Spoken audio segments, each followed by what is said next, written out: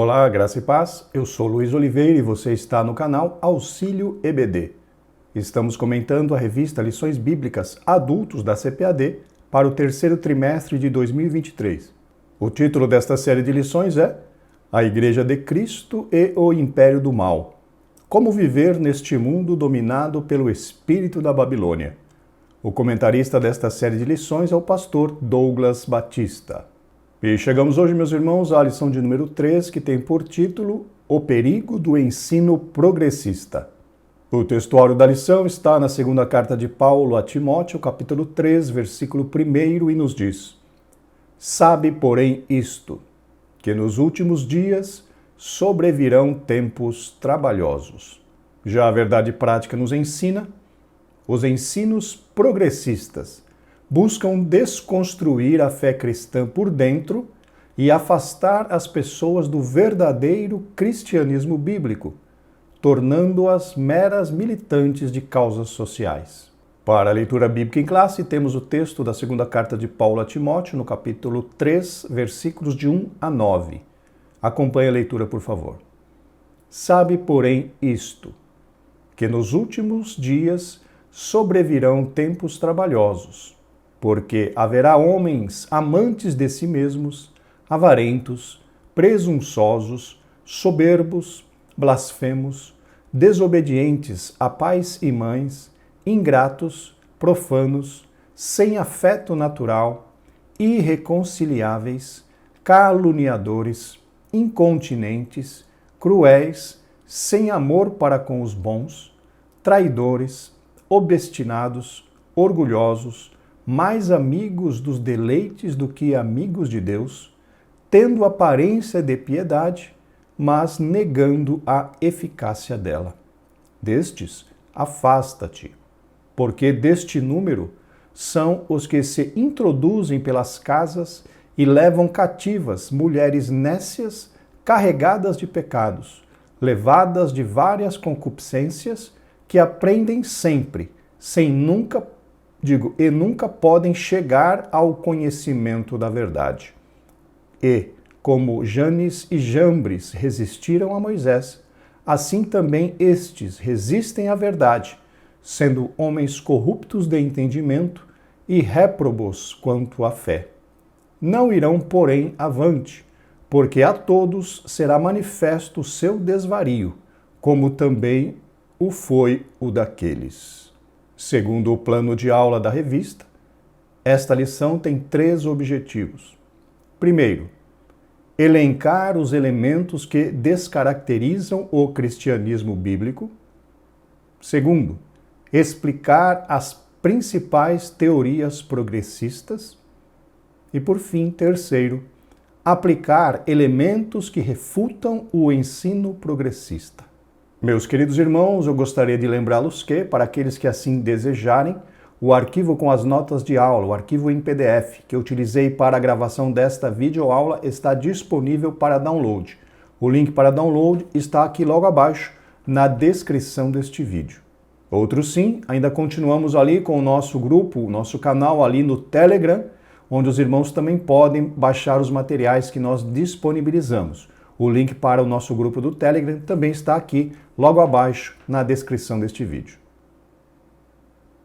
Vamos então agora para o comentário. Meus irmãos, antes de nós entrarmos na introdução, é muito importante que nós tenhamos em mente a seguinte questão. Quando falamos de progressistas, estamos falando basicamente daquelas pessoas que buscam mudanças na cultura, no modo de vida, enfim, mudanças em todos os sentidos, com o objetivo principal de que os pontos defendidos pela esquerda, por aquele movimento de esquerda, sejam implementados na cultura e nos costumes das pessoas. Então, movimentos progressistas são aqueles ligados aos movimentos, às ideologias de esquerda, e, portanto, os progressistas são completamente contrários ao que o conservadorismo defende. Este conceito precisa ficar muito claro na mente, no entendimento dos irmãos, já agora no início desta aula. Então, progressistas são aqueles que defendem as doutrinas, os dogmas da esquerda e que são completamente contrários aos que os conservadores defendem. Agora sim, vamos para a introdução. Nesta lição, veremos que os ensinos progressistas enfraquecem a autoridade da Bíblia. Queridos, como mencionamos há pouco, os progressistas são aqueles ligados aos ensinos defendidos pela esquerda. E nesta lição em particular, trataremos daqueles que se dizem progressistas ou daqueles que se comportam como progressista, estando dentro das igrejas.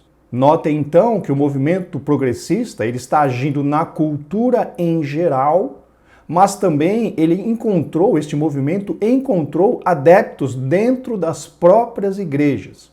Pessoas, pastores, professores que defendem essas ideologias de esquerda e que estão usando suas estratégias para tentar convencer aquelas pessoas que os ouvem que esses dogmas, que essas doutrinas, que esses posicionamentos progressistas são coisas boas e são coisas corretas. Mas a intenção desta lição é justamente colocar por terra esse tipo de ensino dentro das igrejas. Nós entendemos que na nossa igreja Assembleia de Deus, muito dificilmente, eu não estou dizendo que não acontece, mas eu digo que muito dificilmente esse tipo de doutrina tem assim uma abrangência muito grande, porém nós precisamos conhecer essas questões e principalmente estarmos preparados para refutar, ou seja, para rejeitar qualquer tipo de ensino desta linha progressista. O tempo de lição é muito curto, é muito resumido, então não conseguiremos adentrar profundamente em cada um dos temas, mas que os irmãos se motivem, a estudar por si próprios estes temas e se munirem, de conhecimento para poder realmente refutar, para poder rejeitar todo tipo de ensinamento que siga esta linha de pensamento. Para nós, a Bíblia Sagrada é a nossa única regra de fé e prática. E os progressistas tentam, a todo custo, desacreditar o que a Bíblia diz, no sentido de enfraquecer a nossa confiança na veracidade daquilo que a Bíblia nos ensina. Então, queridos irmãos, estejamos bastante atentos contra essas pessoas que se dizem professores, pastores e ensinadores, mas estão tentando disseminar os conceitos progressistas no meio do povo de Deus. Suas heresias propagam que as Escrituras contêm erros, que Deus não é soberano e que o sobrenatural é um mito. Vejam aqui então a astúcia dessas pessoas, dessas doutrinas ou desses ministros, vulgo ministros do Evangelho, que tentam enfraquecer as bases sólidas que temos da palavra de Deus. Vejam que aberração. Propagam que as Escrituras contêm erros, ou seja, afrontando diretamente aquilo que defendemos, que é a inerrância da palavra de Deus. Ainda diz que Deus não é soberano, e isso com o intuito de tentar convencer algumas pessoas de que nosso Deus seria um Deus limitado, outra grande mentira de Satanás. E por fim, que o sobrenatural é um mito, ou seja, que não há operação miraculosa, que não há operação dos dons espirituais no meio do povo de Deus. Então aqui, meus irmãos, encontramos já de início 3 grandes mentiras que Satanás está querendo implementar no coração de alguns cristãos, usando estes ministros que se dizem progressistas, mas que na realidade são apenas ministros de Satanás, o nosso inimigo. Tenhamos, meus irmãos, bastante cuidado, bastante cautela com alguns ensinos que nós temos visto por aí, principalmente na internet.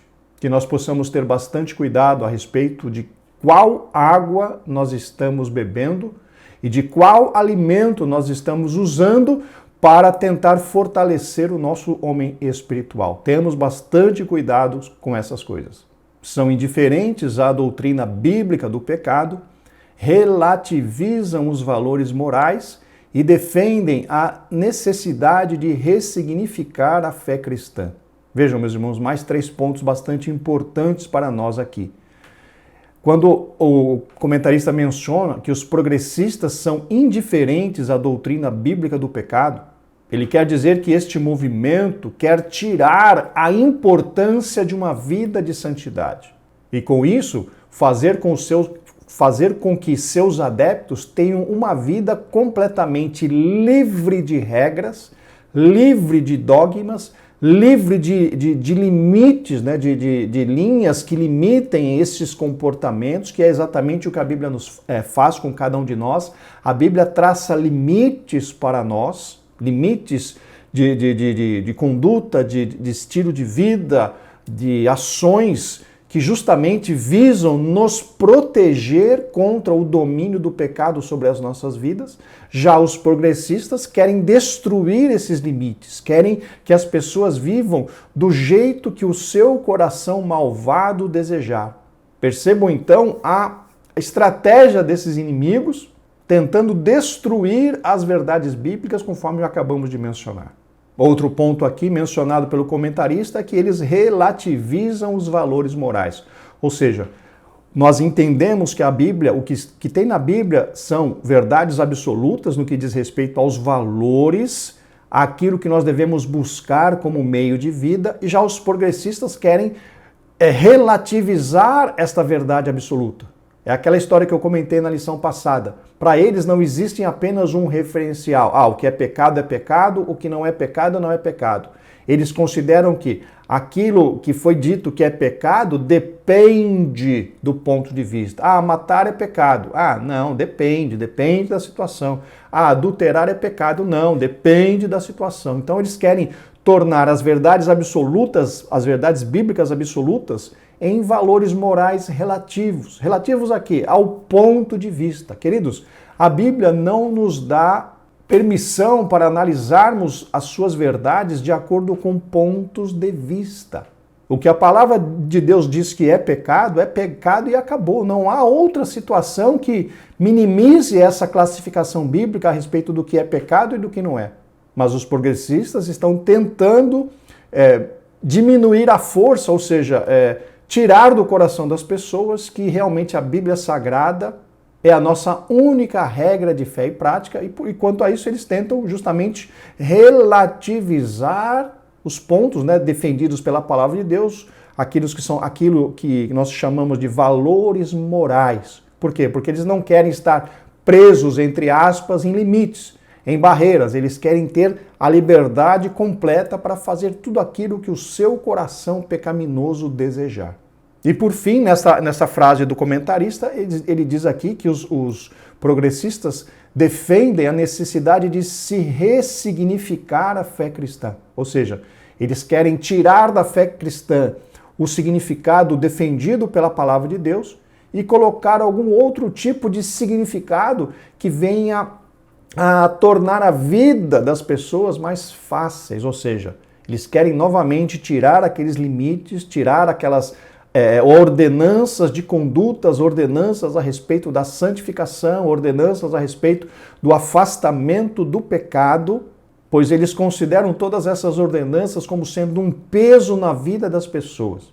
Mas na realidade, conforme já mencionamos, essas limitações que encontramos na palavra de Deus servem tão somente para nos proteger. O nosso Deus, meus irmãos, está interessado sempre no melhor para as nossas vidas, mesmo que nós não entendamos o processo. E o que nós encontramos na Bíblia Sagrada, os irmãos podem ter a convicção de que todas as ordenanças que o Senhor colocou ali, todas as regras, todos os mandamentos, eles servem tão somente para nos proteger do domínio do pecado, proteger a nossa saúde, proteger a nossa sanidade mental, proteger principalmente a nossa relação com o Todo-Poderoso. A Bíblia menciona que o pecado nos afasta de Deus. E os mandamentos do Senhor são justamente, têm por objetivo justamente nos afastar deste pecado que nos afasta dele. Então percebam, tudo aquilo que a Bíblia Sagrada apresenta para nós como regra de vida, regra de conduta, tem por objetivo nos proteger do domínio do pecado. E isso tudo não sufoca, pelo contrário, nos liberta para servirmos a Deus de uma forma melhor. Por conseguinte, seus ensinos progressistas resultam na descaracterização do cristianismo bíblico. O que é isso, meus irmãos? Isso nada mais é do que quando os progressistas tentam mudar o verdadeiro ensino bíblico, eles estão descaracterizando, ou seja, eles estão tornando o cristianismo bíblico em qualquer outra coisa, mas certamente aquilo não é mais o cristianismo bíblico. É um cristianismo mundano, é um cristianismo progressista, é um jeito de se relacionar com Cristo de uma forma completamente contrária àquilo que a Bíblia nos ensina, aquilo que a Bíblia determina para nós. Portanto, queridos irmãos, tenhamos bastante cuidado e vigilância, pois este outro cristianismo, este outro evangelho é muito sedutor. Sedutor no sentido de tirando as regras, né, de limitação e enfatizando aquilo que o ser humano deseja dentro do seu coração, que é riqueza, prosperidade, saúde, status, poder, liberdade para gozar vamos dizer assim, os prazeres dessa vida. Tudo isso, temos que ser sinceros, todas essas coisas são bastante sedutoras, mas que nós estejamos em vigilância, que nós estejamos realmente com os nossos olhos na Bíblia Sagrada, buscando a sadia e a sã interpretação da palavra de Deus, para que nós não sejamos envolvidos nessas astutas ciladas de Satanás, o nosso inimigo.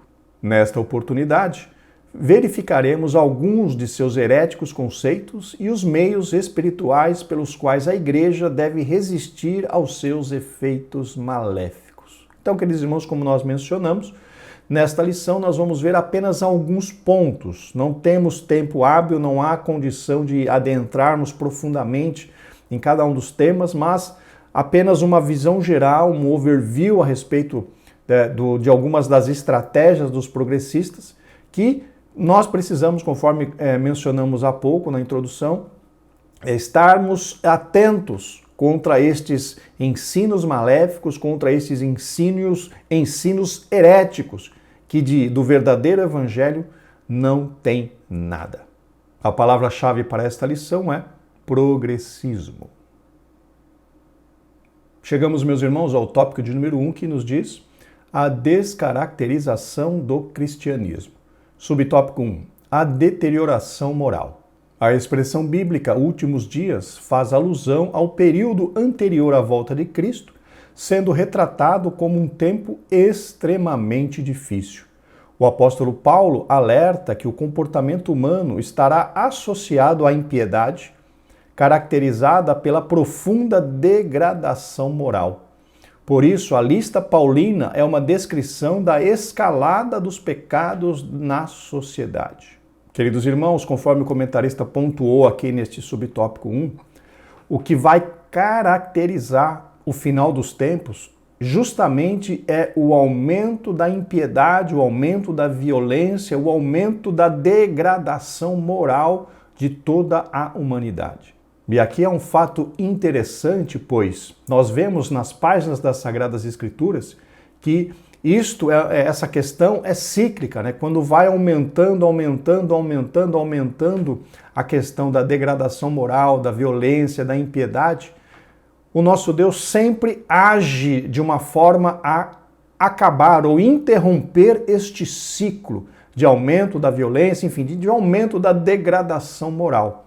Aconteceu isso, por exemplo, lá no início, ali no livro de Gênesis, lá no início da humanidade, quando o pecado começou a crescer, a imoralidade começou a crescer, e lá nós tivemos o quê? Nós tivemos o dilúvio, que destruiu praticamente toda a humanidade, restando apenas 8 pessoas. Vamos ler o que está ali no livro de Gênesis, no capítulo 6, versículo 5, vamos ler na Nova Versão Transformadora.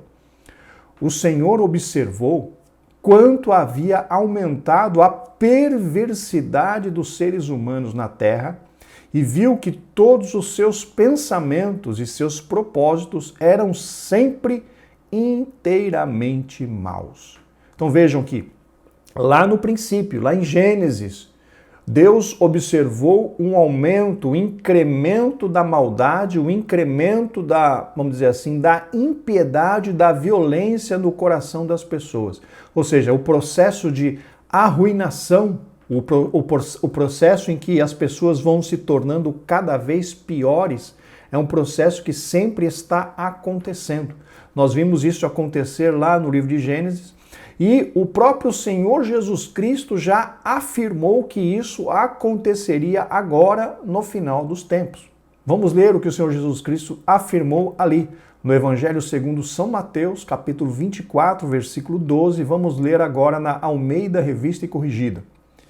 E por se multiplicar a iniquidade, o amor de muitos se esfriará. Vejam aqui, nós tivemos um aumento da iniquidade lá no Gênesis e o Senhor Jesus Cristo, quando esteve aqui na terra, afirmou que algo semelhante ou muito semelhante iria acontecer. O Senhor Jesus Cristo já afirmou que a iniquidade iria se multiplicar, ou seja, as pessoas se tornariam cada vez piores no sentido moral, cada vez piores no sentido da verdade e da justiça, sinalizando então a proximidade do final dos tempos. E fato que foi corroborado, ou que foi confirmado por Paulo, justamente no texto que nós lemos ali da sua segunda carta a Timóteo, capítulo 3, versículo 1, que no fim dos tempos haveriam pessoas amantes de si mesmo, e toda aquela lista enorme que nós fizemos a leitura ali na leitura bíblica em classe, nos mostrando, queridos irmãos, que claramente a humanidade está piorando dia após dia, mês após mês, ano após ano, anos, no sentido do aumento da impiedade, do aumento da imoralidade, sinalizando claramente para nós que o tempo do retorno, da volta de Cristo está muito perto. E o enfraquecimento da doutrina bíblica e o relativismo, que não aceita a norma moral absoluta, instigam a má conduta da humanidade. Queridos, conforme nós estudamos ali na lição de número 1, quando mencionamos que o espírito da Babilônia era a cultura, nesta lição precisamos novamente tocar neste tema. Por quê? Porque a humanidade que não conhece a Cristo baseia os seus comportamentos naquilo que é encontrado na cultura. É a cultura que estabelece valores, estabelece conceitos, estabelece objetivos, é um modo de vida. E conforme nós já vimos na lição de número 1 e temos tocado, na lição de número 1 nós estudamos, na lição de número 2 nós tocamos assim muito superficialmente, mas nós sabemos que a humanidade que não conhece a Cristo tem a sua vida influenciada diretamente pela cultura. Então, na cultura, nós vemos assim um movimento de transformação cultural que está tirando, está arrancando dela todo tipo, tudo aquilo que nós já mencionamos várias vezes, né, que são os paradigmas judaico-cristãos, que antigamente tinha na cultura alguns ensinamentos, alguns costumes, alguns pontos, né, que mexiam ali no senso comum, que aproximavam as ações dessas pessoas a alguns ensinamentos bíblicos. Hoje, meus irmãos, já não temos isso mais na cultura. Ou se tivermos apenas resquícios dos paradigmas, dos ensinos judaicos cristãos na cultura, mas que foram grandemente enfraquecidos por este movimento de transformação cultural. Então, que fique claro para os irmãos, a humanidade, ela não é influenciada pela palavra de Deus porque ela não obedece à palavra de Deus. A humanidade que não serve ao Senhor, ela é influenciada pela cultura. E a cultura, desde muito tempo, está sendo transformada pelas forças infernais, justamente para afastar essas pessoas lá fora que não conhecem a Cristo, para cada vez mais longe de Deus, para cada vez mais longe daqueles comportamentos que levariam, que aproximariam a pessoa ao Deus Todo-Poderoso. Então nós temos que estar bastante atentos a isso. As pessoas que não servem a Cristo têm as suas vidas influenciadas pela cultura. E a cultura está sendo transformada de forma a levá-los para cada vez mais longe da presença de Deus. O atual e alarmante crescimento do pecado é uma indicação de que já vivemos nestes últimos dias, conforme acabamos de mencionar, de tratar há pouco. Em Gênesis nós vemos que o aumento da impiedade causou ali o dilúvio. O Senhor Jesus Cristo afirmou que nos últimos dias a iniquidade se multiplicaria, não apenas somaria, se multiplicaria, E Paulo afirmou ali na sua carta a Timóteo que nos últimos dias haveriam homens, né, amantes de si mesmos, ou seja, que teriam em suas vidas toda aquela grande lista, né, de atos impuros, de atos iníquos, de comportamentos completamente contrários ao ensino da palavra de Deus. Então, estamos, queridos irmãos, efetivamente vivendo os últimos dias. Não obstante, apesar das investidas heréticas, a Bíblia nos adverte a viver em santidade em qualquer época da jornada cristã. Queridos, para nós que servimos a Deus, para nós que conhecemos a palavra de Deus, não há outro caminho a não ser a busca pela santidade. Se nós temos por objetivo morar no céu, se nós temos o objetivo de alcançar realmente a salvação, não podemos abrir mão do processo de santificação. Não há outro meio de alcançar a salvação a não ser pela santificação. Inclusive, o Senhor Jesus Cristo nos exortou que apenas aqueles que perseverarem na busca pela santidade é que alcançarão a salvação. Vamos ler o que o Senhor Jesus Cristo afirmou ali em Mateus capítulo 24, agora no versículo 13, também na Almeida Revista e Corrigida.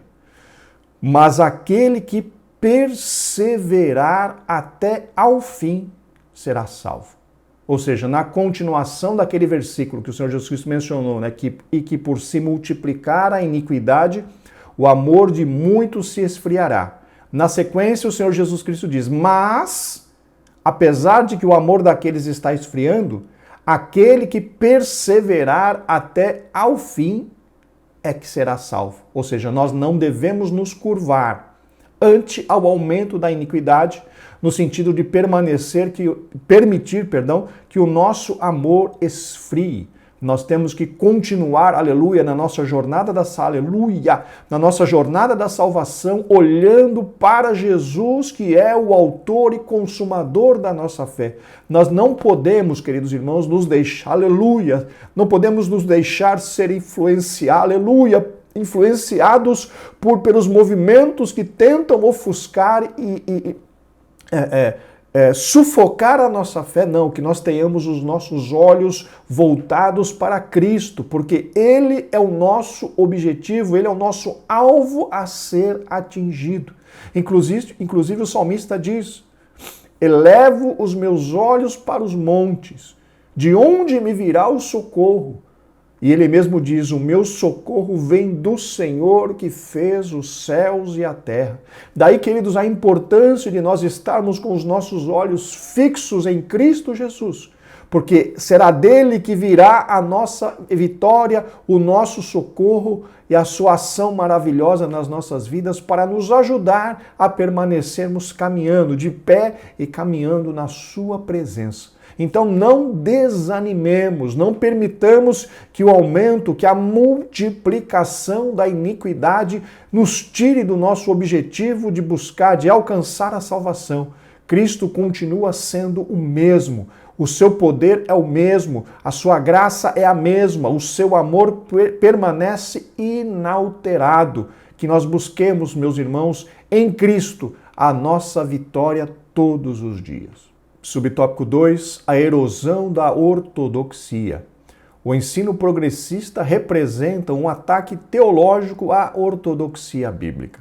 Queridos irmãos, conforme nós vimos na lição de número 1, a ortodoxia significa a crença correta. Ou seja, todos aqueles que são ortodoxos são aqueles que buscam ter em sua vida a crença correta, ou seja, a correta interpretação daquilo que a Bíblia realmente nos diz.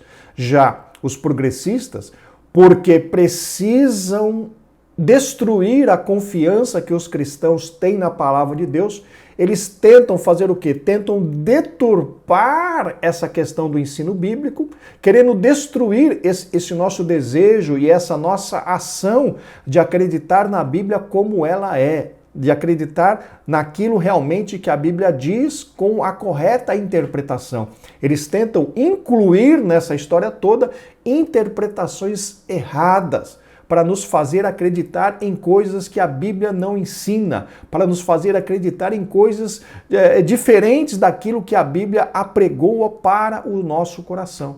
Essa é a estratégia dos progressistas, tirar o nosso coração daquilo que a Bíblia realmente diz e colocar no seu lugar mentiras, falácias ou interpretações incorretas da palavra de Deus.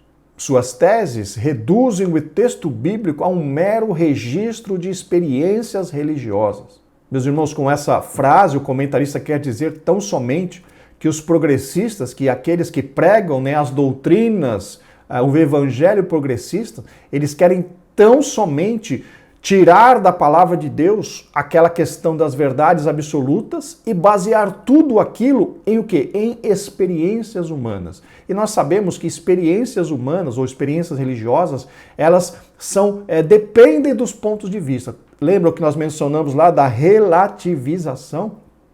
Não pode, a Bíblia Sagrada não é relativa, a Bíblia Sagrada é absoluta. As verdades, os limites, os valores bíblicos são absolutos. Eles não estão baseados em experiências religiosas, não estão baseados em experiências humanas. É a palavra de Deus. A palavra de Deus contém, ou é a verdade absoluta. E os progressistas estão justamente tentando destruir essa nossa confiança na palavra de Deus, colocando qualquer outra coisa no lugar e principalmente qualquer outra coisa mentirosa, qualquer outra coisa fantasiosa que não a verdade da palavra de Deus. Deste modo, o fundamento da fé cristã é questionado, isto é, a autoridade bíblica é rejeitada e suas verdades negligenciadas. O conteúdo doutrinário cede espaço para a cultura, o entretenimento e ao resultado a qualquer custo. Os cristãos tornam-se mais amigos dos deleites do que amigos de Deus. A vida em igreja fica desprovida do poder do Espírito, sendo incapaz de ser instrumento de transformação do caráter das pessoas. Veja então aqui, meus irmãos, que o comentarista menciona algumas das ações dos progressistas ou alguns dos objetivos que eles querem atingir com as suas teologias mentirosas, com as suas doutrinas de demônios. Aqui o comentarista cita muitas delas. Por exemplo, deste modo, o fundamento da fé cristã é questionado, isto é, a autoridade bíblica é rejeitada e suas verdades negligenciadas. A autoridade da Bíblia, ou seja, a Bíblia exerce autoridade sobre as nossas vidas, meus irmãos, porque conforme já mencionamos e repetimos inúmeras vezes, para todo cristão verdadeiro, a Bíblia é a única regra de fé e prática, ou seja, a Bíblia tem toda a autoridade sobre as nossas vidas.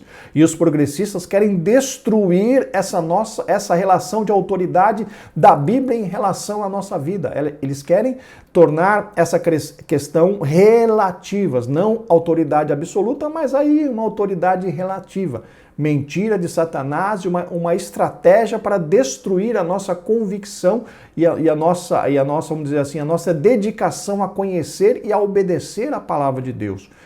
Continua dizendo, o conteúdo doutrinário cede espaço para a cultura, o entretenimento e ao resultado a qualquer custo. Ou seja, ao invés de buscarmos as verdades bíblicas e orientação no que a Bíblia nos diz, os progressistas querem fazer com que nós demos ouvidos à cultura, demos ouvidos ao que diz ali o entretenimento e principalmente incorporemos no nosso modo de vida aquela ambição de conseguir resultados a qualquer custo, exatamente como o mundo lá fora faz. Queridos, os nossos olhos precisam continuar a estar sobre a vida de Cristo, dentro da palavra de Deus, aprendendo de Cristo Jesus como é o modo de vida. E tudo isso que os progressistas defendem está totalmente ao contrário do que a Bíblia apregoa para as nossas vidas. Novamente repetindo, é doutrina de demônios, é ensino humano, coisas que vêm do coração do homem, motivados por Satanás, o inimigo das nossas almas. Continuando, os cristãos tornam-se mais amigos dos deleites do que amigos de Deus. Ou seja, nós estamos dando ouvidos ao que a cultura menciona que é importante. E muitas vezes os cristãos buscam esses prazeres que o mundo oferece. Prazeres que são, diante da palavra de Deus, pecaminosos. E ainda, a vida em igreja fica desprovida do poder do Espírito, sendo incapaz de ser instrumento de transformação do caráter das pessoas. Por que acontece isso? Por causa da questão do pecado.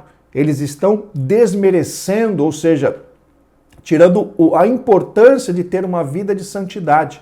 E quando nós, meus irmãos, tiramos olhos deste objetivo primário bíblico, que é busca pela santificação, todas as outras coisas perdem o sentido. E é justamente isso que acontece. As igrejas aí, muitas comunidades que se dizem cristãs, comunidades evangélicas, o objetivo não é tornar a pessoa melhor e mais parecidas com Cristo. O objetivo o que é? É prosperar financeiramente, é buscar status social, é buscar riqueza, é buscar prosperidade, buscar ali um status dentro daquilo que o mundo oferece, que não é, na realidade, o objetivo primário da Bíblia. Ou seja, os progressistas tiram o alvo, tiram o crente da sua jornada para a santificação e colocam o crente numa jornada para o enriquecimento nesta terra, a busca pelo poder, a busca pela posição social, a busca por atender os objetivos ou os desejos pecaminosos do coração humano. Ou seja, são dois caminhos completamente diferentes. Enquanto os progressistas propõem que o crente entre pela porta larga e trilhe o caminho espaçoso, a Bíblia Sagrada nos convida a entrar pela porta estreita e buscar a santificação todos os dias da nossa vida. É importante, meus irmãos, que nós entendamos tudo isso, porque nós teremos que escolher. Tudo isso está diante de nós todos os dias. A quem vamos escolher? Vamos escolher andar após as pisadas de Cristo e caminhar rumo a Jerusalém Celestial, ou vamos escolher o evangelho progressista, que promete riqueza, que promete bênção, que promete gozar dos prazeres desta vida, e depois o Senhor Jesus Cristo vai dizer para essas pessoas: apartai-vos de mim, todos vós que praticais a iniquidade. O que nós vamos escolher, queridos? O que nós estamos escolhendo para as nossas vidas? A porta estreita ou a porta larga? Pense nisso. Portanto, não podemos negociar a verdade de que a Bíblia é a única revelação escrita de Deus, dada pelo Espírito Santo, capaz de constranger a consciência dos pecadores. Queridos, já repetimos, já falamos e já repetimos. A Bíblia é a nossa única regra de fé e prática. Ela exerce sobre a nossa vida total autoridade. O que a Bíblia menciona é verdade absoluta. Não pode ser negociada, não pode ser modificada. Mas conforme acabamos de mencionar, nós precisamos escolher seguir a palavra de Deus. É uma escolha nossa. Assim como Josué falou ali para os israelitas: escolhei vós a quem servis. É uma escolha nossa, queridos. Não permitamos que esses movimentos progressistas venham tirar a nossa visão da verdade pura da palavra de Deus. É uma escolha nossa. Subtópico 3, a corrupção da fé. Com o caráter humano maculado e a corrupção da ortodoxia, promovidos pelo progressismo no ensino, o cristianismo e a fé bíblica são descaracterizados. Não por acaso o apóstolo Paulo acrescenta às práticas dos falsos cristãos a repulsiva conduta da luxúria e de várias concupiscências. Queridos, aqui mais uma vez é o que já acabamos de citar há pouco. Quando fala aqui da corrupção da fé, significa o quê? Quando nós tiramos as verdades bíblicas do centro da nossa vida, quando deixamos de considerar a palavra de Deus como a nossa única regra de fé e prática, e damos ouvidos a outros ensinos, a outras doutrinas, a outros dogmas, a outros valores, nós estamos automaticamente corrompendo a nossa fé.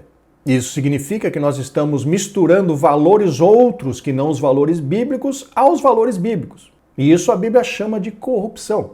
E essa corrupção leva as pessoas a uma vida de pecado. Essa corrupção leva as pessoas a uma vida de relativismo moral, que as leva muitas vezes à igreja de domingo para adorar a Deus, só que de segunda a sábado elas vivem uma vida de pecado.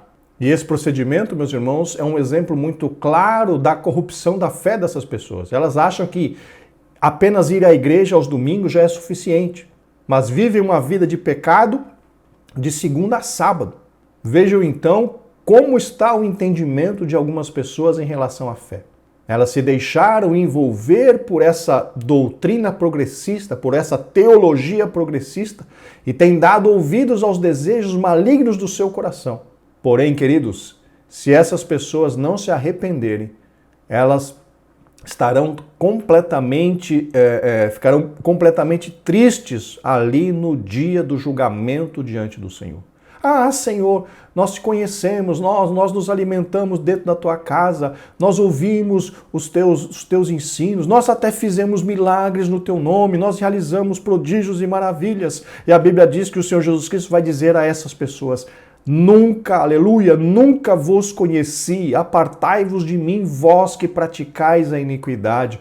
Querido, a Bíblia nos menciona para nós que não é suficiente apenas estarmos na igreja, precisamos ter realmente um relacionamento profundo com o Senhor Jesus Cristo, com o Pai e também com o Espírito Santo. Precisamos viver uma vida de santidade, uma vida de busca, uma vida de obediência à palavra de Deus. Somente frequentar cultos não dá resultado. Somente frequentar a igreja não leva ninguém para o céu. Nós precisamos, e com isso eu não estou querendo dizer que não precisa frequentar a igreja. Eu estou querendo dizer que só o fato de estar nos cultos não é suficiente. Precisamos, além de estar nos cultos, precisamos também desenvolver uma vida de busca pela santidade. Devemos desenvolver uma vida onde primemos ou tenhamos por objetivo aumentar a nossa comunhão com o Espírito Santo, obedecendo a santa e poderosa palavra de Deus. É isso, meus irmãos, é este procedimento que traz resultados para as nossas vidas. Não apenas frequentarmos os cultos. Então, temos bastante claro na nossa mente que a maioria do que temos visto e ouvido por aí é justamente essas teologias que muitas vezes temos ouvido por aí, principalmente na internet, tem por objetivo nos desviar do verdadeiro caminho da salvação, que é Cristo Jesus, uma vida de santidade, uma vida de dedicação ao Deus Todo-Poderoso. Tenhamos bastante cuidado com estes ensinos. Os hereges cativam as pessoas por meio da sedução e do engano. Escravos que são das paixões, eles acreditam que os prazeres do corpo não podem contaminar a alma. Aqui, meus irmãos, é uma outra aberração. Mas conforme mencionamos anteriormente, as pessoas que estão sendo influenciadas por essas teologias progressistas, justamente estão sendo influenciadas por conta do oferecimento do prazer, o oferecimento da riqueza, o oferecimento de ter uma vida boa, que são, pelo que a Bíblia menciona, pelo que a Bíblia ensina, são ensinos mentirosos. O Senhor Jesus Cristo nunca prometeu riqueza, nunca prometeu assim, como posso dizer, no Novo Testamento, que nós não teríamos, por exemplo, passaríamos por situações de enfermidade, passaríamos por situação de aflições. Pelo contrário, o Senhor Jesus Cristo afirmou claramente: no mundo tereis aflições. Então o cristão, ele precisa estar convicto de que em algum momento ele vai passar por aflições. Já o evangelho progressista, já essa teologia progressista diz que nós prosperaremos e nunca mais vamos sofrer. Mentiras. Então as pessoas muitas vezes que querem esta vida boa, sem problemas, de prosperidade, e não estão olhando realmente para a eternidade, para a salvação em Cristo Jesus, acabam acreditando nestas falácias e aí tem ali a sua vida aprisionada por essa teologia progressista que está completamente afastada das verdades bíblicas. E aqui, meus irmãos, apenas um adendo, apenas um acréscimo sobre o que o comentarista mencionou aqui, que essas pessoas acreditam que os prazeres do corpo não podem contaminar a alma. Paulo menciona claramente, ali, se eu não me engano, em 1 Coríntios, quando ele menciona quando uma pessoa, um homem, se une intimamente a uma prostituta, que ele está se fazendo está se cumprindo o que a Bíblia diz, estão se tornando uma só carne, quando há ali o contato íntimo. E ali, essa ação caracteriza uma vida pecaminosa, um ato pecaminoso, porque a pessoa está se tornando com alguém que não é a sua esposa, ou com alguém que não é o seu marido, e aquilo se configura num pecado que é feito na carne, mas que contamina a pessoa como um todo. Ou seja, este ensino progressista do que o que se faz o corpo não contamina a alma está completamente contrário ao que a palavra do Senhor diz. O que fazemos por meio do corpo certamente contamina a alma, sim. É um ensino bíblico claramente declarado na palavra de Deus. Então tomemos muito cuidado com esse tipo de teologia do inferno. Por isso, os pecados morais, a libertinagem, o abuso do corpo são tolerados, tais como a prostituição, a ideologia de gênero, as drogas, o aborto, o relativismo moral, etc. Aqui, meus irmãos, podemos dizer que a defesa dessas questões apontadas pelo comentarista está bastante ligada àqueles pastores e àquelas comunidades que estão totalmente influenciadas pelo progressismo. Para as igrejas onde ainda o conservadorismo é observado, ou seja, onde ainda a palavra de Deus é levada a sério, nenhuma dessas questões é apoiada. E acredito eu que das nossas igrejas, Assembleia de Deus, Ministério do Belém, provavelmente, se tiver alguma que defenda alguma dessas ações, essa igreja, vamos dizer assim, está fora daquilo que a nossa denominação defende de um modo geral. Essa igreja que porventura defende esse tipo de coisa, normalmente tem o seu pastor desviado, tem o seu pastor que está a serviço das causas infernais e não está de acordo com aquilo que a nossa igreja defende como um todo. Então, no caso da Assembleia de Deus, se tivermos alguma congregação que defenda estes pontos, certamente o seu pastor, o pastor dessa congregação, está servindo a Satanás e não servindo ao Deus Todo-Poderoso. Então, eu tenho que, para nós, assembleanos, cristãos da Assembleia de Deus do Belém, se tiver alguma igreja que defenda alguns desses pontos, não significa que o ministério todo está comprometido, mas apenas esta igreja tem o seu corpo de obreiros, principalmente o seu pastor, envolvidos com essa doutrina de Satanás. Mas seriam, no meu entendimento, apenas casos específicos. A rebeldia e a ausência de genuína conversão os impedem de alcançar o conhecimento da verdade. A Bíblia menciona que o Deus desse século cegou o entendimento dos incrédulos. E aí podemos mencionar ainda que esses pastores progressistas, ou os defensores dessa teologia progressista, estão realmente cegos. E na realidade estão servindo como obreiros da iniquidade, servos de Satanás que tentam deturpar a igreja, tentam deturpar a verdadeira doutrina. E por conta disso eles estão completamente dominados pelas forças do mal. Por fim, o engano destes mestres e seus seguidores será objeto do juízo divino. Nós já mencionamos, queridos, que todos nós precisaremos dar conta daquilo que fizermos diante do Senhor. Todos nós seremos responsabilizados pelos nossos atos, pelas nossas escolhas. Não teremos condições de colocar a culpa em ninguém. Vamos ler o que está ali na carta de Paulo aos Romanos, capítulo 14, versículo 12, na Almeida Revista e Corrigida. De maneira que cada um de nós dará conta de si mesmo a Deus. Queridos, nós não escaparemos deste dia. Todos nós teremos que dar conta de nós mesmos perante o Deus Todo-Poderoso.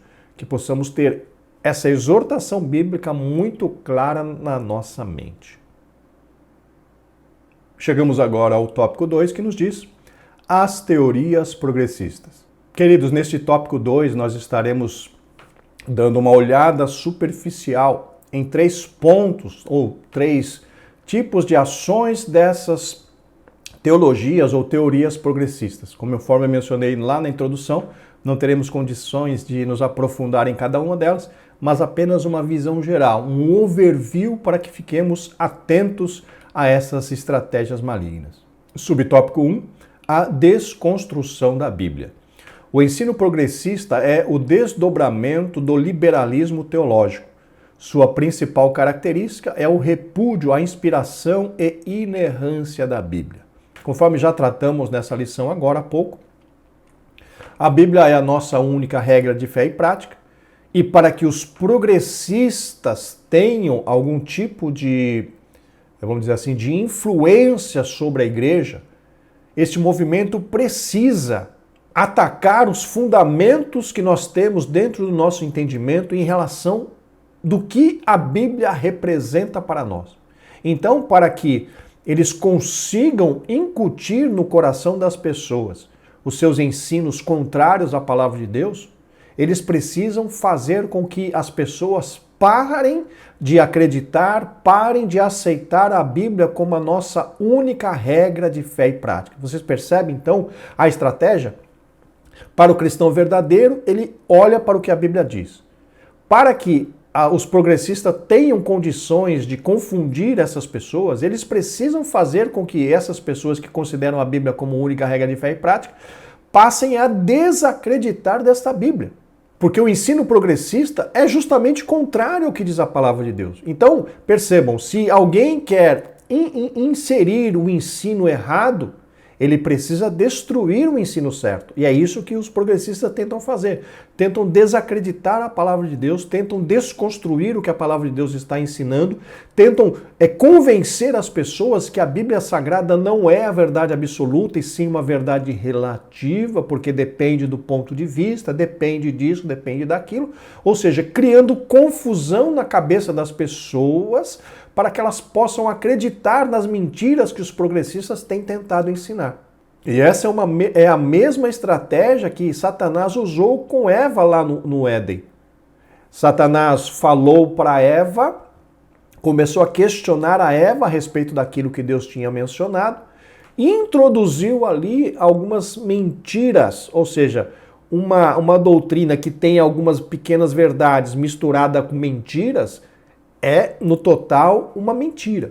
Porque se a mentira está misturada com a verdade, na realidade, a pessoa não vai saber discernir o que é verdade e o que é mentira. Se a pessoa abraçar aquilo, vai abraçar a mentira, e o resultado daquilo, que é? A pessoa acreditando em mentiras. E é justamente isso que os progressistas fazem. Utilizam ali alguns poucos pontos verdadeiros da palavra de Deus que não vão influenciar nas suas doutrinas erradas, porém outros pontos eles mentem ou eles incluem ali na sua doutrina mentiras, heresias, coisas completamente contrárias à palavra de Deus, trazendo então o quê? Confusão na cabeça das pessoas. Vemos então que essa estratégia de confusão não é nova. Ela foi usada em primeiro momento lá no Éden, quando Satanás, ou quando a serpente estava ali convencendo a Eva a dar ouvido, a olhar para a árvore, a olhar para o seu fruto, aquilo que não deveria ter sido feito. A mesma estratégia está sendo usada por Satanás até o dia de hoje. A ênfase do progressismo repousa no antropocentrismo, ou seja, o homem no centro, o homem como centro. Este ensino produz pessoas egocêntricas e retira a convicção do pecado. Quando o comentarista menciona aqui do antropocentrismo, ou seja, o homem está no centro, ele quer dizer que os desejos do homem, aquilo que está no coração do homem, ou a pessoa do homem, é a coisa mais importante na vida de qualquer um. Na realidade, isso está errado porque o nosso objetivo, os nossos olhos e o que está no centro, o que é? É o Deus Todo-Poderoso. A nossa vida precisa ser dedicada a agradar ao Deus Todo-Poderoso e não a agradar o nosso próprio coração maligno, nosso coração enganoso. Então eles tentam tirar os olhos das pessoas, ao invés de estarem olhando para Cristo, olhando para Deus, essas pessoas, eles querem que essas pessoas passem a olhar para si próprias, ou seja, eu não mereço ser feliz, eu não mereço ter prazer, eu não mereço ser rico, eu não mereço ser aquilo, eu não mereço... É a mesma história do eu não mereço, eu não mereço, eu não mereço. E isso mostra claramente que o objetivo principal, o que é? É o que o coração humano deseja. Isso então é o antropocentrismo, o homem como sendo o objetivo, o homem como sendo o centro de todas as coisas, que está, conforme mencionamos, completamente contrário ao que a Bíblia Sagrada nos ensina. O parâmetro progressista é a reinterpretação das Escrituras para satisfazer a concupiscência humana. Nós já falamos várias vezes, irmãos, nesta lição. Ou seja, eles querem retirar a verdade bíblica e incluir outras mentiras no sentido a quê? No sentido a permitir que a pessoa busque os seus prazeres carnais. E é isso que o comentarista está mencionando aqui, que Eles procuram reinterpretar, ou seja, dar uma outra interpretação da verdade bíblica, de forma que os limites estabelecidos pela palavra de Deus sejam removidos. E a pessoa tem uma liberdade de fazer o que quiser, de praticar aquilo que quiser. Por quê? Porque o que importa é a pessoa ser feliz. Ou seja, completamente contrário ao que a Bíblia Sagrada nos ensina e nos mostra como o verdadeiro caminho para a salvação. Então propaga-se um evangelho em que a salvação do homem ocorre por meio de uma reforma social, com a relativização do pecado, da moral e da fé bíblica. Veja aqui, meus irmãos, que os objetivos da esquerda, do progressismo, é implantar aqui um regime político que você já sabe qual é, onde pregam a igualdade social. Mas nós sabemos que isso é a estratégia do nosso inimigo, pois a salvação do homem está ligada diretamente ao arrependimento dos pecados, à aceitação de Cristo como seu Salvador e principalmente à perseverança no caminho da santificação até o dia do arrebatamento ou até o dia da morte desta pessoa. Então isso é o que conduz uma pessoa à salvação. A questão social é uma questão secundária. E os progressistas querem tirar a questão social de uma posição secundária e passar essa condição como uma condição principal para a salvação das pessoas. Ou seja, estão tirando o foco do pecado e colocando foco numa vida boa aqui nesta terra. O que a Bíblia Sagrada certamente não diz, ou não ensina, ou não coloca como um valor principal. Assim, o termo progressista refere-se às teorias que se distanciam do cristianismo bíblico, em especial na deturpação das doutrinas e dos valores cristãos. Nós já, entre aspas, cansamos de falar isso durante esta lição. Progressistas, eles tentam destruir a autoridade da Bíblia para incluir qualquer outra coisa no lugar, ou seja, um ensino, uma doutrina deturpada em relação aos objetivos e às verdades da palavra de Deus. Subtópico 2, o teísmo aberto. Outra corrente da teologia liberal progressista é o ensino do teísmo aberto. Nessa teologia, Deus é limitado, não conhece o futuro em detalhes, não exerce o controle absoluto sobre o universo, nem sobre a vida humana. Queridos, aqui nessa questão do teísmo aberto, que pintam aqui ou que apresentam um Deus completamente diferente do nosso. Esse Deus que o teísmo aberto apresenta não é certamente o Deus Todo-Poderoso a qual nós servimos. Porque isso tudo que o comentarista mencionou aqui, que representam a linha de ensino e de pensamento dos teístas, tudo isso está completamente contrário à palavra de Deus. Ele diz aqui, né? Nessa teoria, Deus é limitado, não conhece o futuro em detalhes, não exerce o controle absoluto sobre o universo nem sobre a vida humana. Isso tudo são heresias terríveis. O próprio Deus se apresentou, meus irmãos, a Abraão como Deus Todo-Poderoso. Vamos ler o que está ali em Gênesis capítulo 17, versículo 1. Vamos ler na Almeida Revista Corrigida.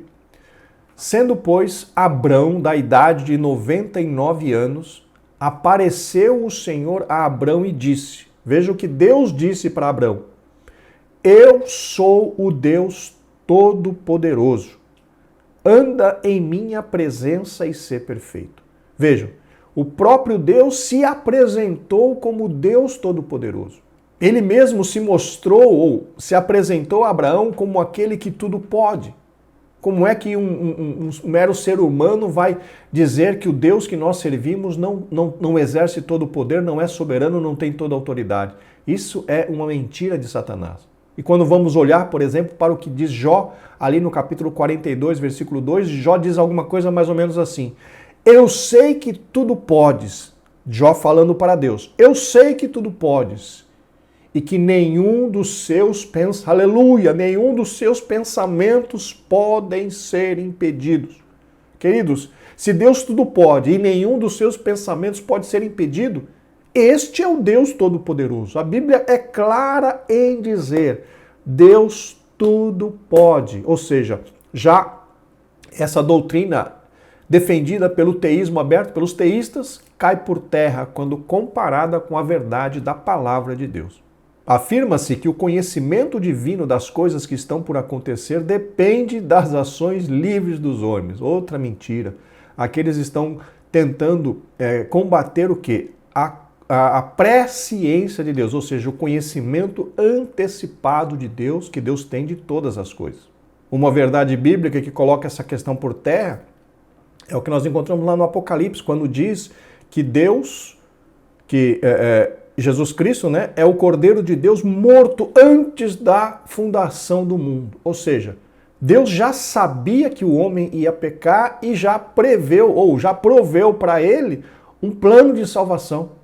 Isso nos mostra claramente que a ação de Deus não depende da ação do homem, ou seja, que Deus não conhece o futuro. Claro que conhece. O nosso Deus é onisciente, a Bíblia nos diz isso claramente, queridos. Rejeita-se o conceito da presciência em que Deus sabe todas as coisas antecipadamente. Nessa heresia, Deus foi surpreendido pelo pecado no Éden e forçado a redesenhar a história. Mentira, conforme nós acabamos de mencionar. Vamos ler o texto lá Apocalipse, capítulo 13, versículo 8. Vamos ler na Almeida Revista e Corrigida, para mostrar que Deus não foi pego de surpresa no Éden. Apocalipse 13, 8, na Almeida Revista e Corrigida. E adoraram-na todos os que habitam sobre a terra, cujos nomes não estão escritos no livro da vida do Cordeiro, que foi morto desde a fundação do mundo. Veja aqui, o Cordeiro foi morto desde a fundação do mundo. E em outras versões menciona que ele foi morto antes da fundação do mundo. Ou seja, Deus já sabia do que iria acontecer com toda a humanidade. Deus já sabe o que vai acontecer com cada um de nós, mesmo antes que aconteça. Queridos, a Bíblia é clara em dizer que o nosso Deus é onipotente, onipresente e também onisciente. Todo ensino por aí que se opõe a essas três, a essa base sólida que nós temos dentro da palavra de Deus, são ensinos mentirosos. Essa ênfase extremada nas decisões do homem sacrifica a soberania de Deus e a autolimitação divina anula o que a Bíblia ensina sobre a queda e a corrupção do gênero humano, afetando assim a doutrina da providência divina e da presença do mal moral no mundo.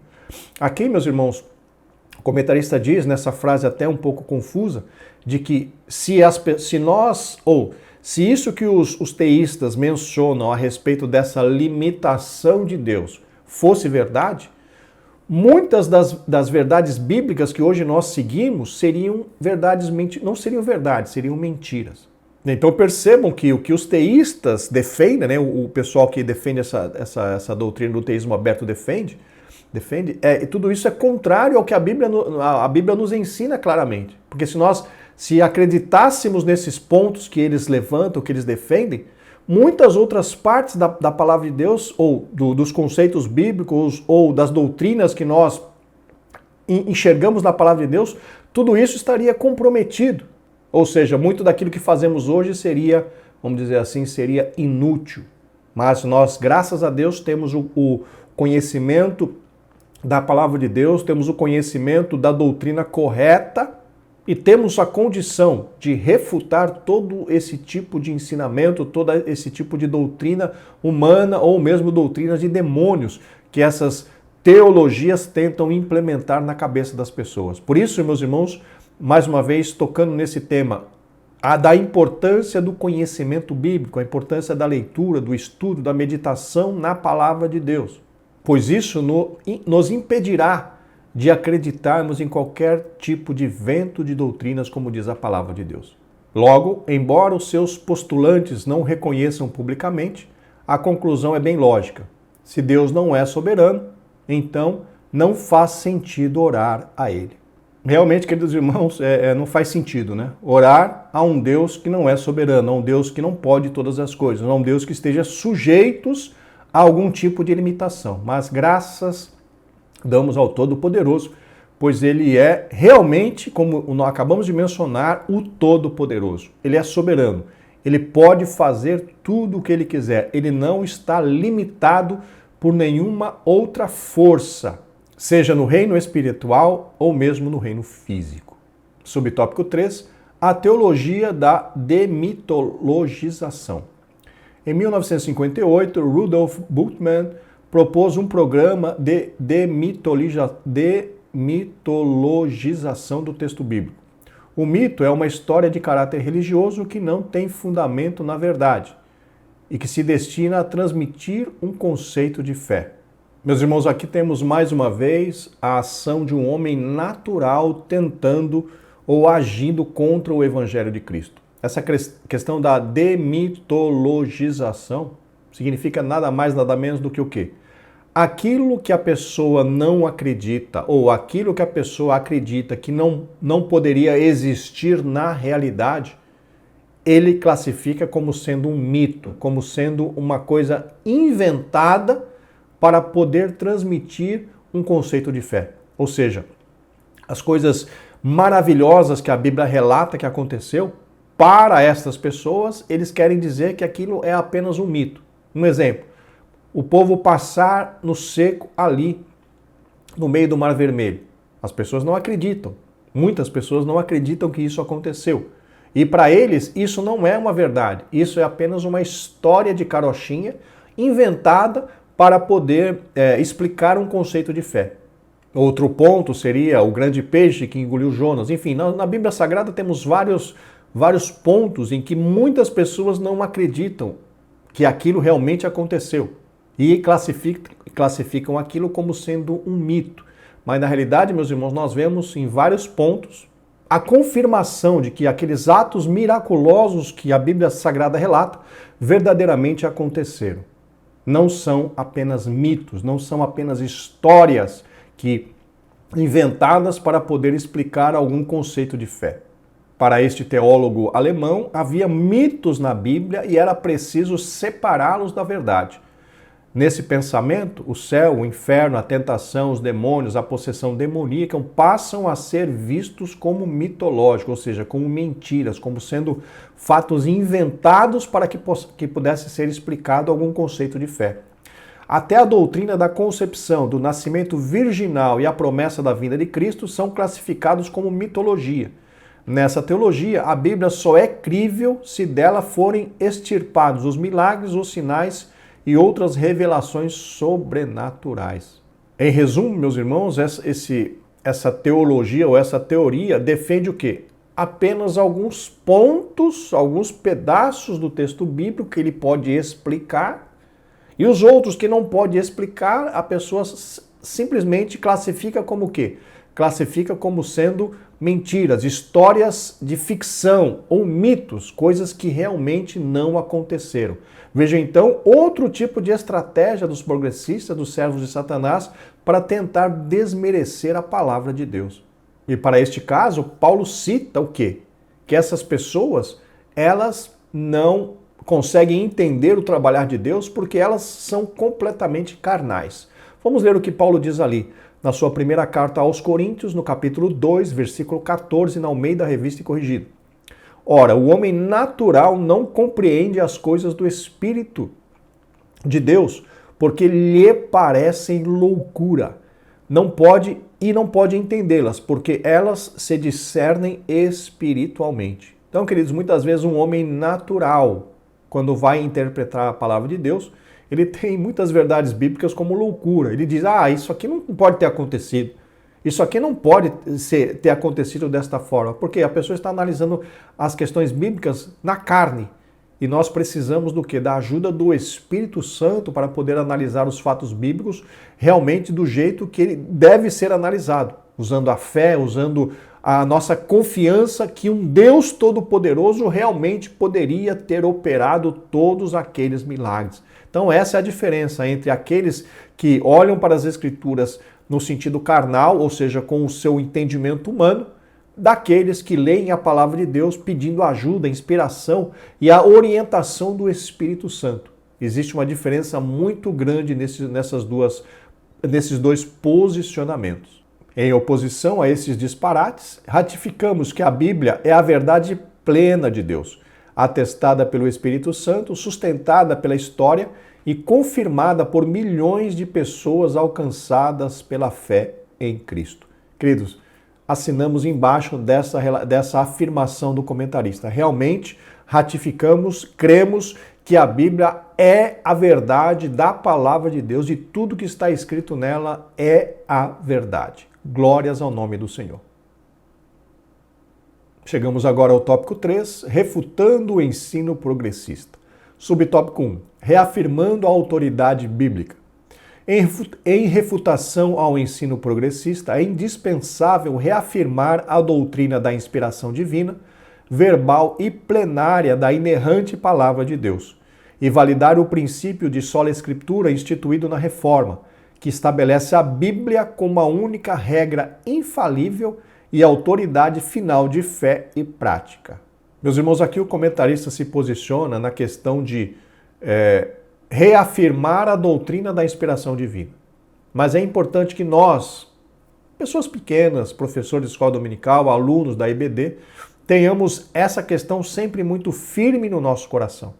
A Bíblia é a palavra de Deus, a Bíblia é a palavra inspirada por Deus e a Bíblia é a nossa única regra de fé e prática. Vamos ler o que Paulo escreveu ali na sua segunda carta a Timóteo, capítulo 3, versículo 16, mas vamos ler na Nova Versão Transformadora. Preste atenção.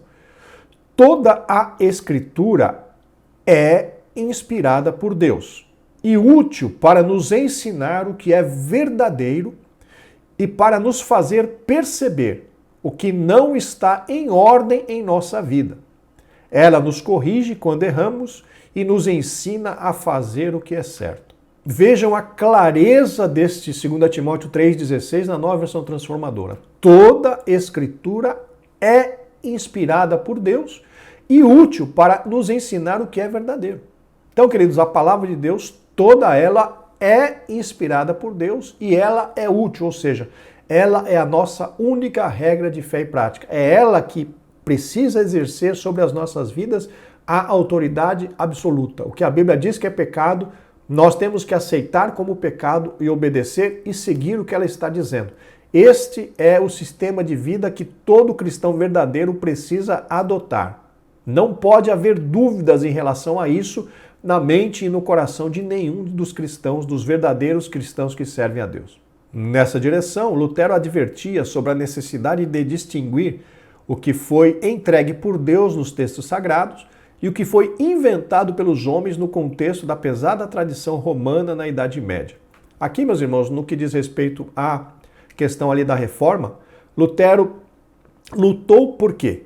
Porque a Igreja Romana estava, ao invés de seguir a Bíblia Sagrada, os dogmas, vamos dizer assim, as verdades da Bíblia, a Igreja Romana estava instituindo vários outros dogmas que não estavam contidos na Palavra de Deus. E quando olhamos para a Palavra de Deus, nós vemos que o próprio Senhor Jesus Cristo teve grande problema em relação a essas questões com os fariseus. O Senhor Jesus Cristo combateu os fariseus, por quê? Porque os fariseus instituíram várias e várias tradições, que nós podemos considerar dogmas, que eram contrários ao que ensinava a palavra de Deus. Ali, no caso ali, o Antigo Testamento. Então eles viviam não o que a palavra de Deus dizia, eles viviam de acordo com as suas tradições.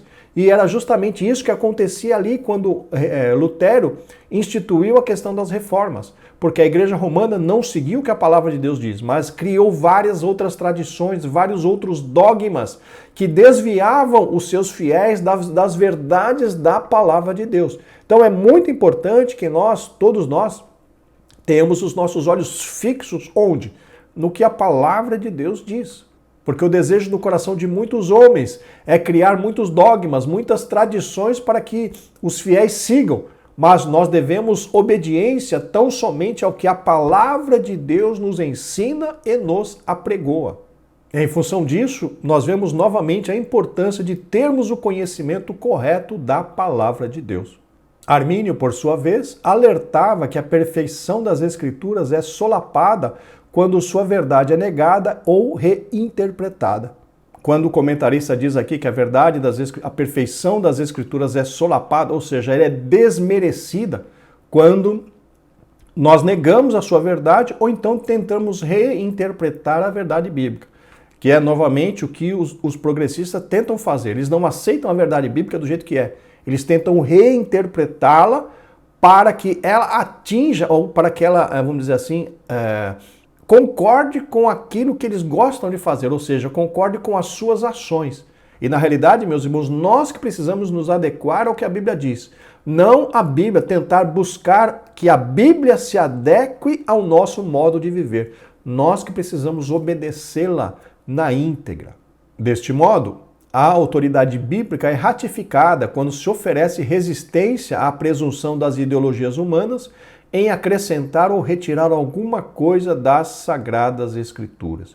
Querido, nós, assembleanos, nós acreditamos ou nós aceitamos, nós cremos na palavra de Deus como sendo totalmente suficiente para nós. Nós não vamos acrescentar nada e nós não vamos tirar nada dela. No Cremos da nossa igreja está dizendo assim: cremos na inspiração divina, verbal e plenária da Bíblia Sagrada, única regra infalível de fé e prática para a vida e o caráter cristão. Então, o cristão verdadeiro não vai aceitar que se tire nem que se inclua nada nas verdades bíblicas. Precisamos aceitá-la, obedecê-la e segui-la do jeito que ela é. Não há necessidade de inclusão, não há necessidade de se retirar nada, não há necessidade de se ressignificar, não há necessidade de, como alguma pessoa já falou aí, de se atualizar a palavra de Deus. Ela é sempre atual e tem tudo aquilo que cada um de nós precisa para ter uma vida vitoriosa na presença de Deus. Subtópico 2, ensinando as doutrinas bíblicas. A grande comissão confiada à igreja consiste em fazer e ensinar discípulos. Compreende uma ordenança proclamadora e um mandato educacional. A incumbência é tanto de formação quanto de transformação de indivíduos. É responsabilidade da igreja evangelizar o mundo e ensinar as doutrinas bíblicas.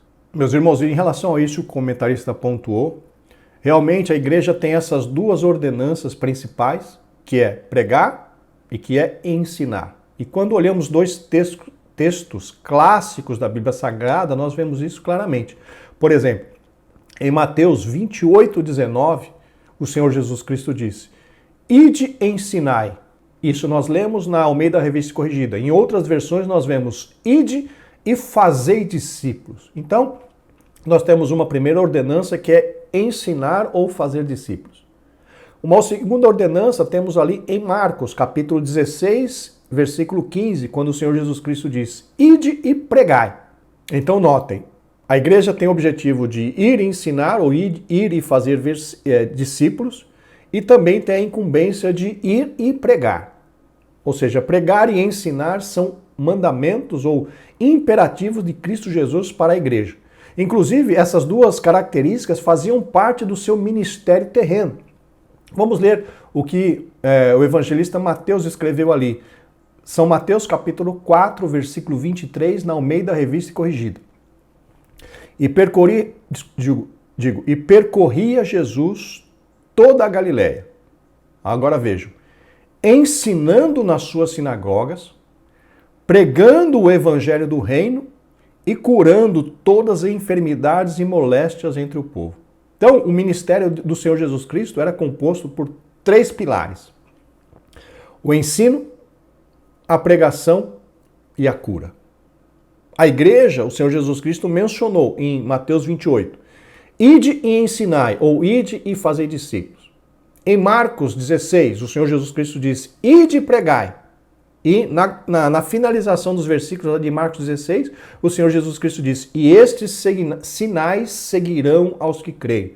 Ou seja, o curar enfermos também acompanhará o ministério daqueles que crerem que o Senhor Jesus Cristo é poderoso para fazer isso. Ou seja, replicando o ministério de Cristo, que era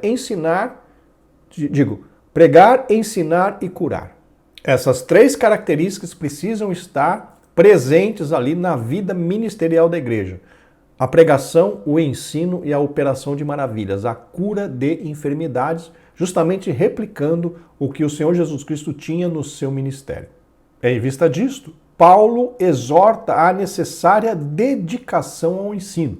A atividade é essencial para instruir, expor e corrigir o erro. Queridos, não dá para dissociar ao ministério da igreja do que diz respeito à necessidade e à ordenância de ensinar a palavra. Inclusive, temos um dom ministerial totalmente dedicado ao ensino, que é o dom de mestre. Não que os outros 4 dons ministeriais não tenham responsabilidade no ensino, tem, mas o de mestre, O dom ministerial de mestre tem por objetivo principal justamente o ensino da palavra de Deus. Vocês se lembram lá, né, se eu não me engano, Efésios 4:11, ele mesmo deu uns para apóstolos, outros para profetas, outros para evangelistas, outros para pastores e outros para doutores. Então nós temos ali 5 dons ministeriais e um deles, que seriam os doutores, são justamente os mestres, aqueles que têm por incumbência ensinar o povo de Deus a respeito da palavra de Deus. Ah, mas o apóstolo não ensina? Claro que ensina. O profeta não ensina? Claro que ensina. O evangelista não ensina de uma forma menos abrangente, mas ensina. O pastor não ensina? Tem grande responsabilidade do ensino, mas o mestre, meus irmãos, o dom ministerial de mestre ou de doutor é aquele que tem no seu foco principal o ensino da palavra de Deus aos irmãos. Essa atuação é primordial na transformação da velha natureza, formação do caráter cristão, resultando no genuíno crescimento de uma igreja espiritualmente saudável e doutrinariamente bíblica. É justamente, meus irmãos, se não houver o ensino sólido e constante da palavra de Deus, é praticamente impossível se ter uma igreja firme, um cristão assim maduro, porque sem o ensino da palavra de Deus, os cristãos não conseguem amadurecer e não conseguem crescer espiritualmente. E tem outro fator muito importante. Sem o conhecimento, nós não conseguimos ter vitória no campo espiritual. Vejamos o que Oséias escreveu. Oséias capítulo 4, versículo 6, a parte A, na Almeida Revista e Corrigida, nos diz: o meu povo foi destruído, porque lhe faltou conhecimento. Percebam então a importância do conhecimento na vida de um cristão. Sem ele, nós corremos o risco de sermos destruídos. Subtópico 3, enfatizando a santificação. O fortalecimento da autoridade bíblica e o aprendizado das doutrinas cristãs precisam estar atrelados a uma vida de santidade.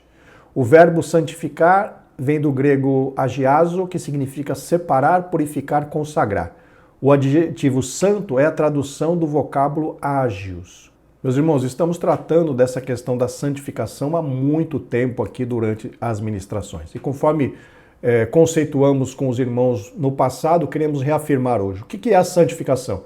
Santificação é o processo no qual nós buscamos nos tornar iguais a Cristo ou mais parecidos com Cristo todos os dias das nossas vidas. Quando alguém fala, santificação é se separar do pecado, santificação é se aproximar mais de Deus, isso é uma definição muito vaga, muito aberta. As pessoas muitas vezes não entendem exatamente o que é santificação quando explicamos dessa forma. Agora, quando colocamos na santificação no seguinte aspecto, santificação é me tornar, por exemplo, quando o Luiz se santifica ou está envolvido no processo de santificação, o Luiz está buscando se tornar a cada dia mais e mais parecido com Cristo Jesus.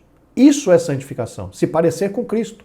E Paulo já mencionou isso pelo menos em 2 vezes nas suas cartas. Ele disse assim, sede meus imitadores assim como eu de Cristo. O que é isso? É santificação. Paulo estava buscando se tornar cada dia mais parecido com Cristo, ou seja, Paulo estava envolvido no processo de santificação. E isso que é santificação, isso explicando dessa forma, fica muito claro para todos nós. Santificar-se, tornar-se semelhante, cada vez mais semelhantes a Cristo Jesus.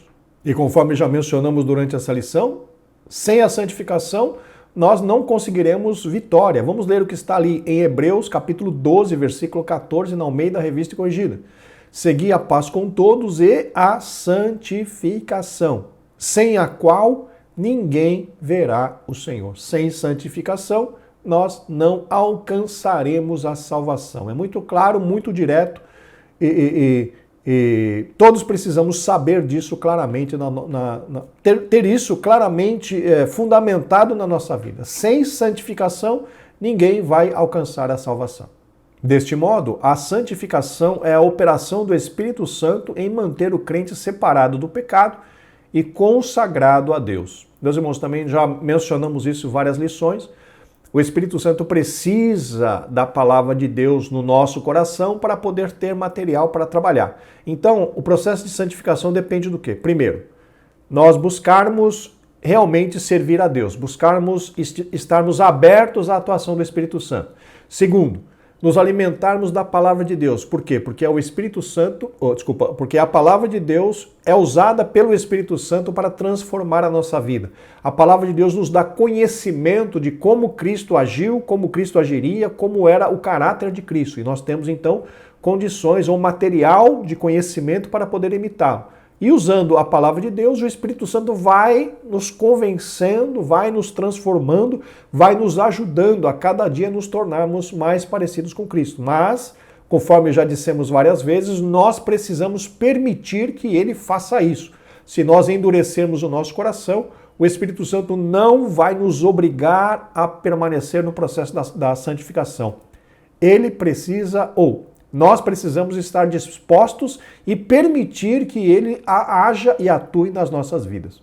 É a continuação da obra iniciada na regeneração, quando o salvo recebe novidade de vida e se estende até o dia da glorificação do crente.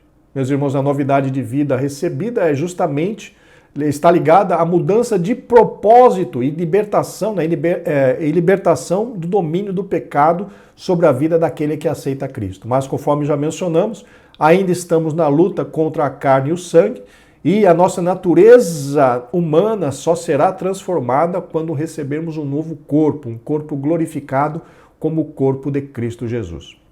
A ênfase está na obediência à palavra de Deus, no abandono das concupiscências e numa vida de retidão moral em toda a maneira de viver. Amém? Não há mais o que comentar a esse respeito. Chegamos à conclusão. As Escrituras advertem que a conduta humana nos últimos dias é de repulsiva descaracterização da fé. A heresia progressista critica as Escrituras, promove o enfraquecimento da ortodoxia, instiga a frouxidão moral e afasta as pessoas do verdadeiro cristianismo. Contudo, a postura da igreja não deve ser de inércia, mas de resistência à iniquidade. A defesa da fé ocorre quando os valores imutáveis e atemporais da Bíblia são exercitados pelo poder de Deus na vida diária do crente salvo. Queridos, muito obrigado pela sua presença, pelo seu apoio, pela sua oração. E, se Deus quiser, estaremos de volta na próxima semana para o comentário da lição de número 4. Graça e paz, que Deus nos abençoe.